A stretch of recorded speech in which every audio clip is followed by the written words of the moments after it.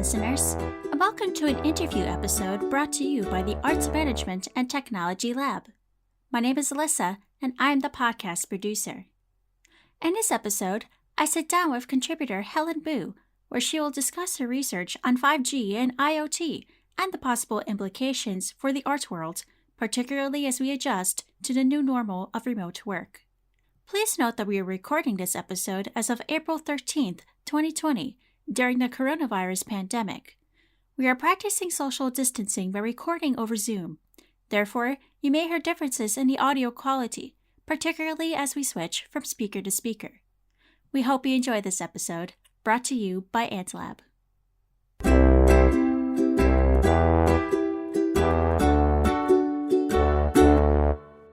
Okay, so I am here with Helen Boo. We are Zoom calling in from Pittsburgh to Seoul, South Korea.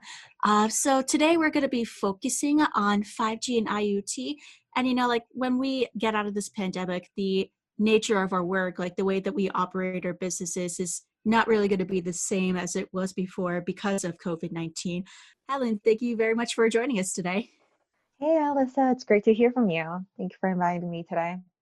Oh, not a problem. So could you walk us through what you are working on? Absolutely. So my current research is on the impact of 5G and IoT, which is also known as the Internet of Things, and how those two technologies will bring about to the arts industry. And I try to bring in different angles from both production and presentation side, and also from the operations side of the organization. Awesome. So could you explain to us a little bit more detail of what 5G and IoT might be? And before we move further, perhaps define what exactly the two are? Of course. So you might have already heard of 4G or LTE while using your smartphones. 5G is basically the fifth generation of wireless communications technology. So you can think of it as an updated version from the previous 4G that you've been using. The major difference between 5G and 4G is speed and latency. So to put it simply, 5G is faster and more efficient. This doesn't just mean faster connection to phones, and 5G is expected to be 100 times faster than 4G as well. So for example, you can download a 2-hour long film in less than 10 seconds with 5G, while it would take up to 7 to 10 minutes or more with 4G. Oh, wow. Most 5G networks are built on higher band spectrum that can transmit a larger amount of data at a much faster speed compared to 4G. So this would mean that, for arts institutions, since a lot of them are now turning their heads to a lot of immersive reality technologies in their exhibition space, with this faster transmission, they wouldn't have sort of lag in their immersive content, and it would be much more of a smoother delivery of those contents, so to speak. Another big difference comes also from latency, and latency is the time it takes for devices to communicate with each other or with the server that is sending them the information, basically. Latency is also already low at 4G, but 5G will be able to make it to basically zero. So this would allow instantaneous, simultaneous communication among the wireless internet-connected devices, systems, and people using them. So this is not just limited to smartphones. It could be the VR headsets, and again, in the exhibition spaces, or the sensors and operating systems. So like I said, one possible application for the art world would be a seamless, immersive experience to meet with the growth of AR and VR applications in arts organizations. So one example could be the Franklin Institute in Philadelphia that currently provides virtual reality experiences to their visitors. They currently have HTC and Oculus Rift headsets for their visitors to explore and immerse themselves into the deep sea or the moon landing through Apollo 11. And they've also made a range of their contents available online so that users can download the app and enjoy the contents from home with their own headsets. So the expansion of 5G network onto experiences that, for example, the Franklin Institute is providing could mean that the Institute might be able to provide more lifelike experiences or even connect multiple users in the same content, which is now not really possible. But with the increased speed and processing of data between the devices enabled by 5G, it might be possible in the near future. Mhm.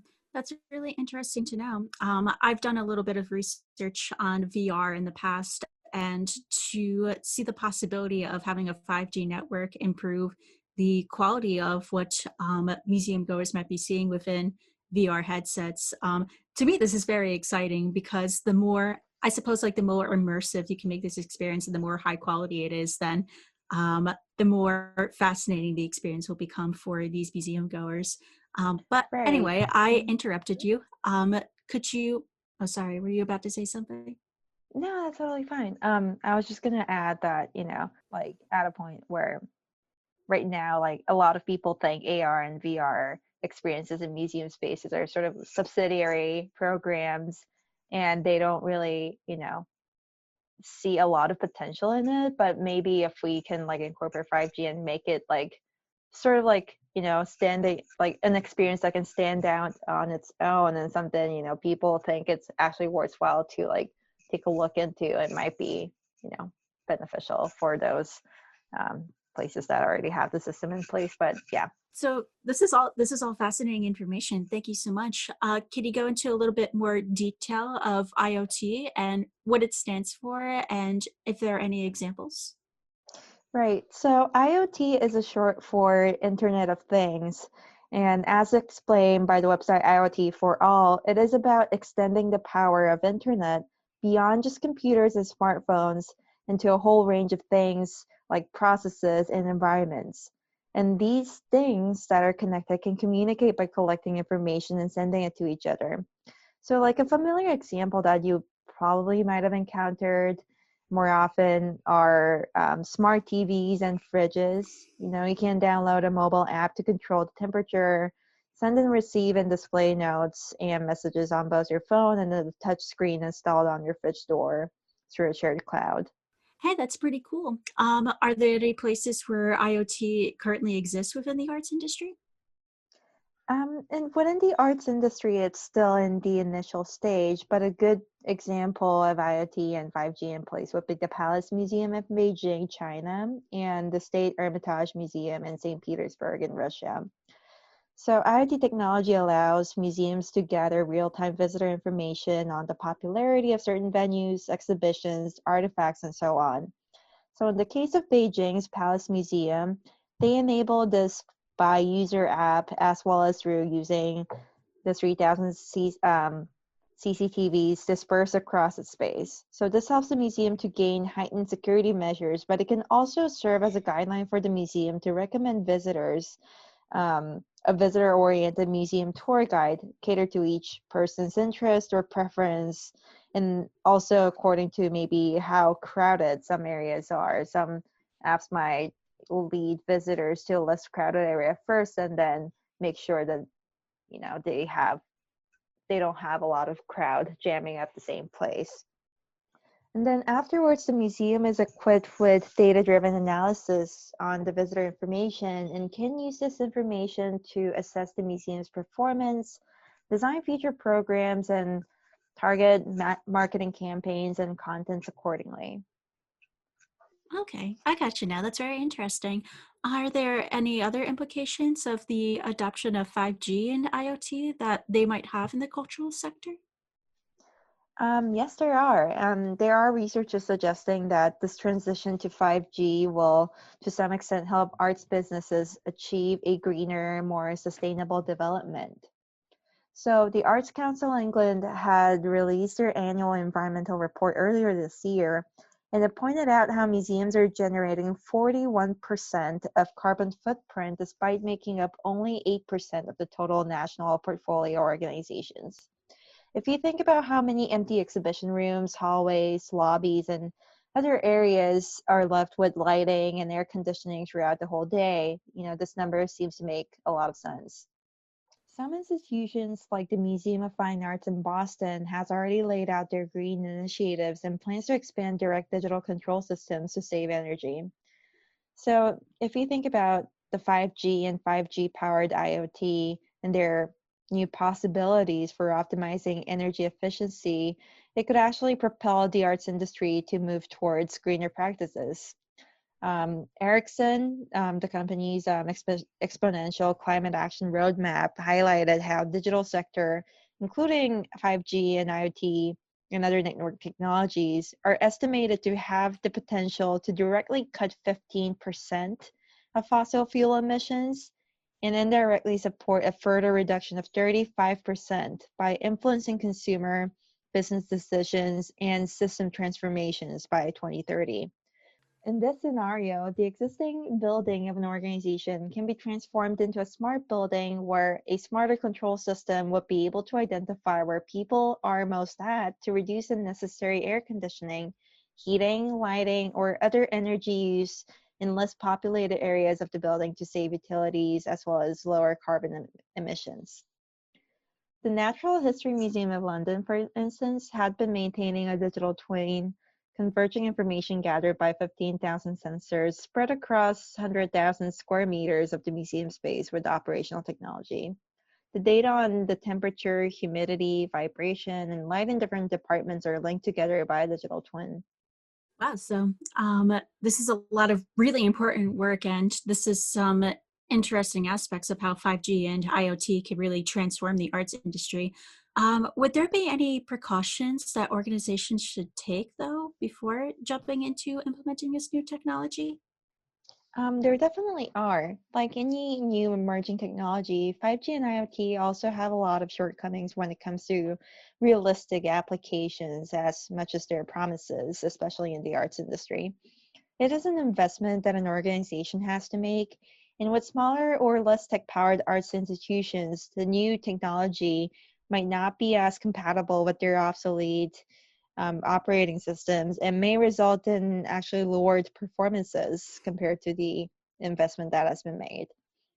There are also concerns that IoT may negate the efforts towards a more sustainable business practice. 5G could enable acceleration of digital platforms, which eventually drives even higher electricity consumption unless the connection is powered by a more efficient or sustainable energy source.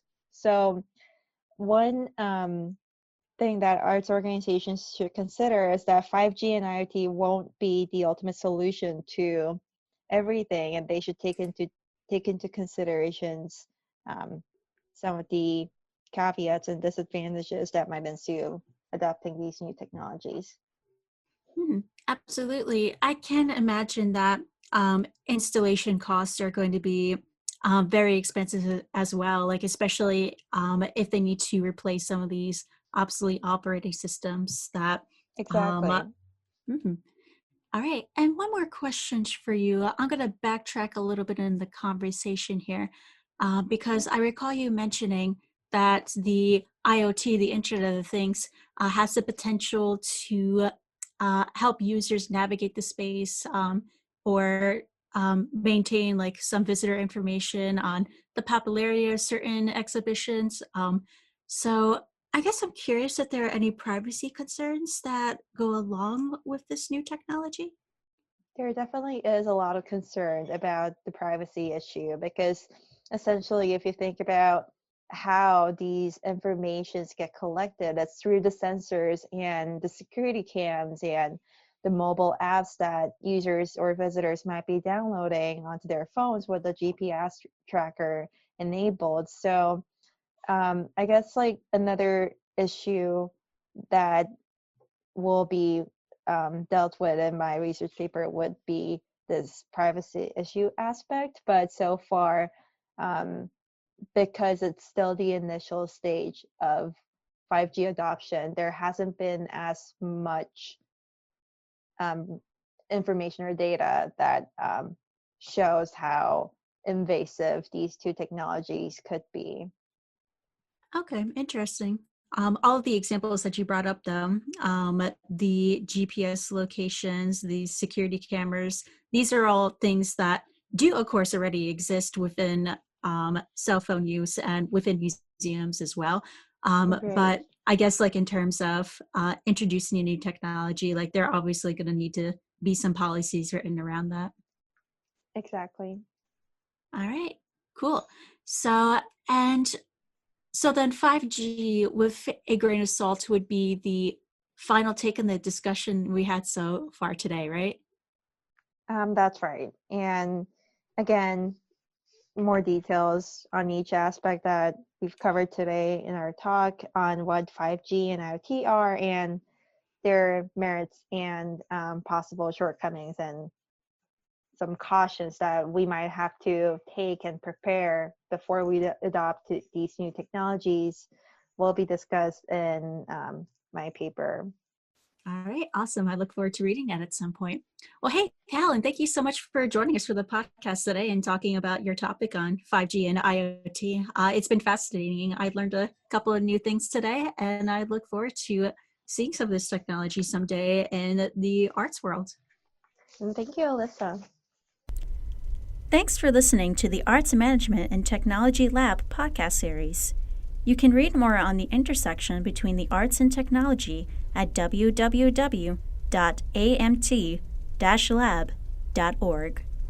Or you can listen to more interviews and discussions in our podcast series on iTunes, Spotify, Google Play, or Stitcher.